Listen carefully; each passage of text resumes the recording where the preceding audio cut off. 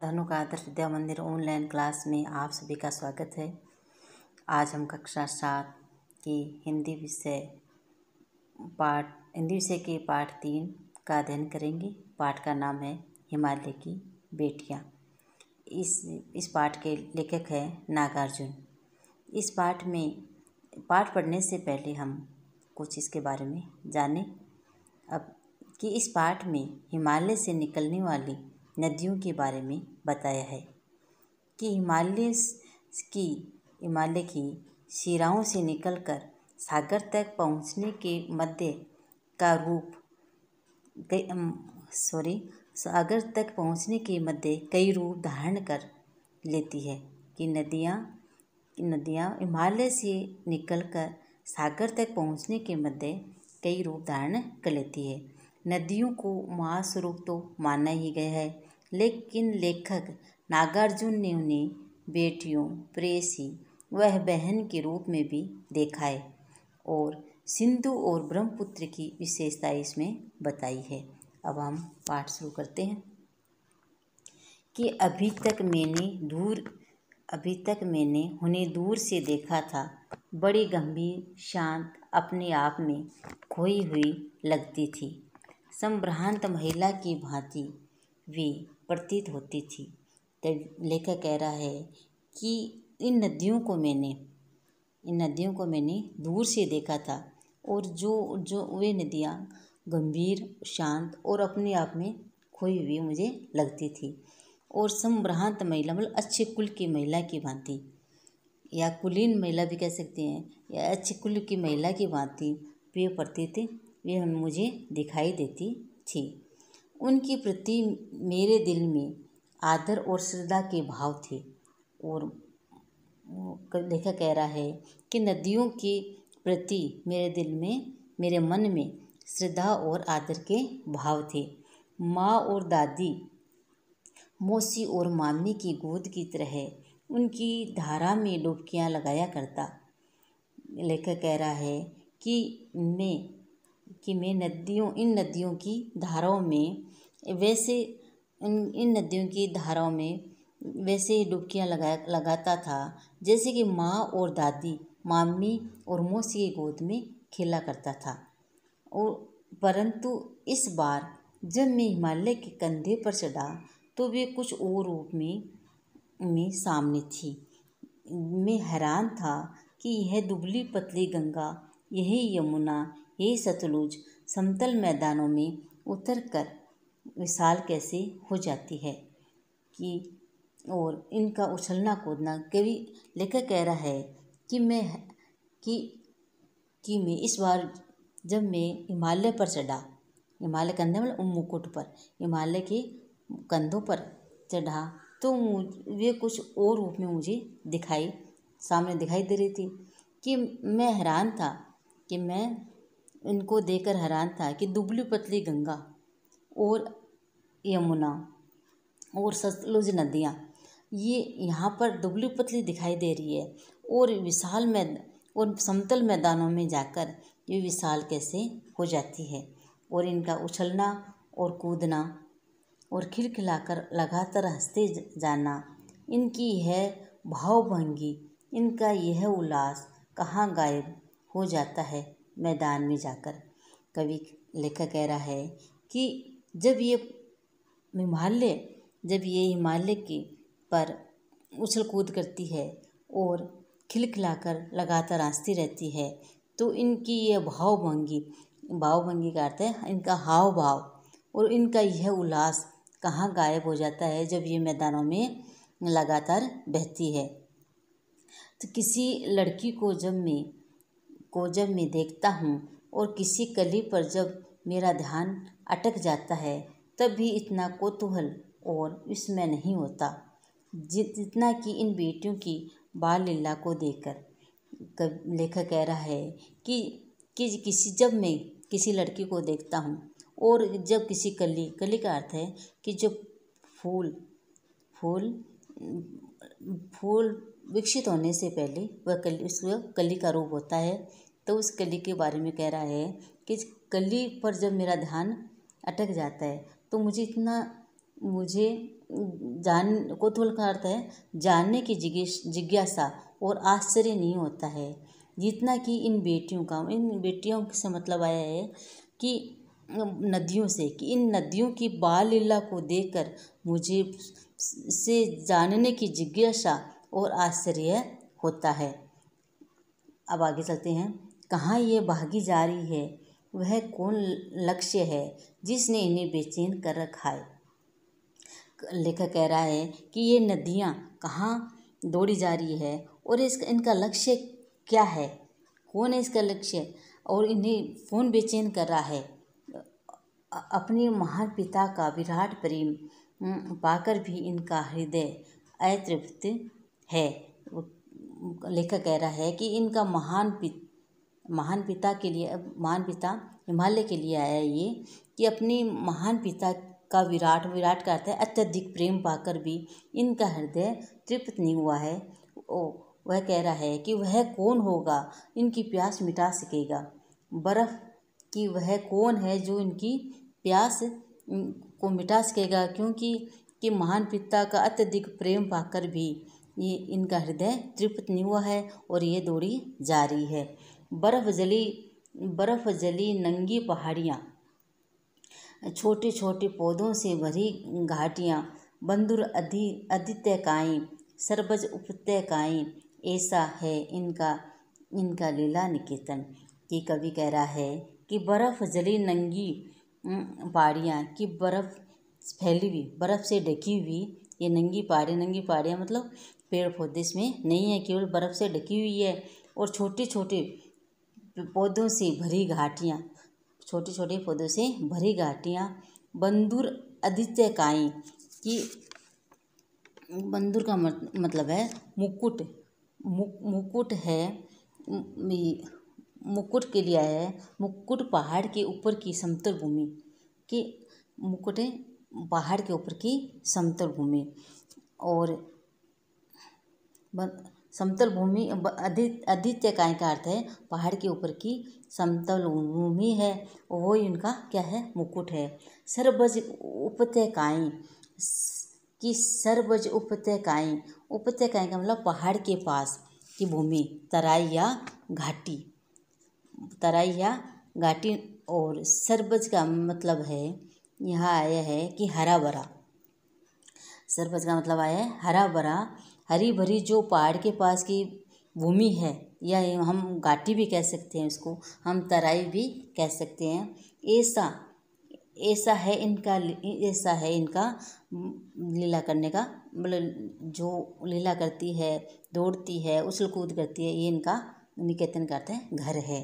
खेलते खेलते जब ये जरा दूर निकल जाती है तो देवदार, चीड़, सरों, चिनार, सफ़ेदा केल के जंगलों में पहुंचकर शायद इन्हें बीती बातें याद करने का मौका मिल जाता होगा। और आज कौन जाने बूढ़ा हिमालय अपनी इन नटखट बेटियों के लिए कितना सिर ढूंढता होगा। कि लेखक कह रहा है कि ये बूढ़ा हिमालय है जो अपनी इन नटखट बेटियों, जब ये ऊपर से निकलती है तो अपना कितनी बार ये सिर धोता होगा। कि बड़ी बड़ी चोटियों से जाकर पूछिए तो उत्तर में विराट मौन के सिवाय उनके पास और रखा ही क्या है। कि लेखक कह रहा है कि बड़ी बड़ी चोटियों से जाकर पूछे तो उत्तर में विराट मौन के सिवाय उनके पास और रखा ही क्या है। उत्तर में क्या है, अत्यधिक मौन के सिवाय उत्तर में हिमालय ही है, उत्तर में हिमालय के सिवाय और उनके पास रखा ही क्या है। अब आगे चलते हैं। सिंधु और ब्रह्मपुत्र ये दो ऐसे नाम हैं जिनके सुनते ही रावी, सतलुज, व्यास, चेनाब, झेलम, काबुल, कपिसा, गंगा, यमुना, सरयू, गंडक, कोसी आदि हिमालय की छोटी बड़ी सभी बेटियां आँखों के सामने नाचने लगती है। और लेखक कह रहा है कि सिंधु और ब्रह्मपुत्र ये दो ऐसे नाम हैं जिनके सुनते ही, जो ये नदियाँ बताई है, रावी, सतलुज, व्यास, चेनाब, झेलम, काबुल, कपिसा, गंगा, यमुना, सरयू, गंडक, कोसी आदि नदियाँ जो हिमालय की छोटी बड़ी सभी बेटियाँ आंखों के सामने क्या करने लगती है, नाचने लगती है। वास्तव में सिंधु और ब्रह्मपुत्र स्वयं कुछ नहीं है। दयालु हिमालय के पिघले हुए दिल की एक एक बूंद न जाने कब से इकट्ठा होकर इन दो महानदियों के रूप में समुद्र की ओर प्रवाहित होती रही है। कि ये सारी छोटी बड़ी नदियां हैं वो इन दो सिंधु और ब्रह्मपुत्र में मिल जाती है और ये समुद्र की ओर प्रवाहित होती रही है। कितना सौभाग्यशाली है वह समुद्र जिसे पर्वतराज हिमालय की इन दो बेटियों का हाथ पकड़ने का श्रेय मिला। कि कवि लेखक कह रहा है कि कितना सौभाग्यशाली समुद्र है वो जो समुद्र जो पर्वतराज हिमालय की इन दो बेटियों का हाथ पकड़ने का श्रेय मिला है, जिन्होंने मैदानों में ही इन नदियों को देखा होगा। उनके ख्याल में शायद ही यह बात आ सके कि बुढ़े हिमालय की गोद में बच्चियां बनकर ये कैसे खेला करती है। कि लेखक कह रहा है कि मैदानों में ही नदियों को सभी ने देखा होगा और उनके ख्याल में शायद ही यह बात आ सके कि बुढ़े हिमालय की गोद में बच्चियां बनकर ये कैसे खेला करती थी। और जैसे माँ बाप की गोद में नंग दड़ंग होकर बच्चे खेलते हैं, उसी प्रकार हिमालय की गोद में ये नदियाँ बेटियां के रूप में खेला करती थी। अब आगे है कि माँ बाप की गोद में नंग दड़ंग होकर खेलने वाली इन बालिकाओं का रूप पहाड़ी आदमियों के लिए आकर्षक भले न हो, लेकिन मुझे तो ऐसा लुभावना प्रतीत हुआ वह रूप कि हिमालय को ससुर और समुद्र को उसका दामाद कहने में कुछ भी झिझक नहीं होती। कवि लेखक कह रहा है कि मुझे तो लुभावना प्रतीत होता है कि वह हिमालय को ससुर और समुद्र को दामाद कहने में कुछ भी झिझक नहीं होती, क्योंकि हिमालय को ससुर इसलिए कहा है कि नदियाँ उनकी बेटियां हैं और हिमालय में जाकर समुद्र में जाकर मिल जाती है और जिसलिए वो हिमालय का क्या हुआ, दामाद बना। समुद्र क्या बना, दामाद बना। अब आगे चलते हैं। कालिदास के विरही यक्ष ने अपने मेघदूत से कहा था, वेत्रवती मतलब बेतवा नदी को प्रेम का प्रतिदान देते जाना, मतलब प्रेम का बदला देते जाना, प्रेम के बदले में कुछ देते जाना, तुम्हारी वह प्रेयसी पाकर अब से ही प्रसन्न होगी। यह बात इन चंचल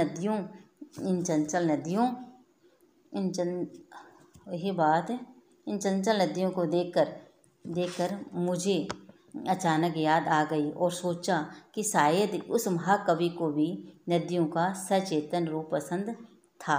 दरअसल जो भी कोई नदियों को पहाड़ी घाटियों और समतल आंगनों के मैदानों में जुदा जुदा शक्लों में देखेगा वह इसी नतीजे पर पहुँचेगा। जुदा जुदा का अर्थ है अलग अलग रूपों में देखेगा। लेखक कह रहा है कि शायद उस महाकवि को जो नदियों का सचेतन मतलब मन से सचेत होकर रूपक पसंद था। दरअसल जो भी कोई नदियों को पहाड़ी घाटियों और समतल आंगनों के मैदानों में अलग अलग शक्लों रूपों में देखेगा तो ऐसे नतीजे पर पहुँचेगा।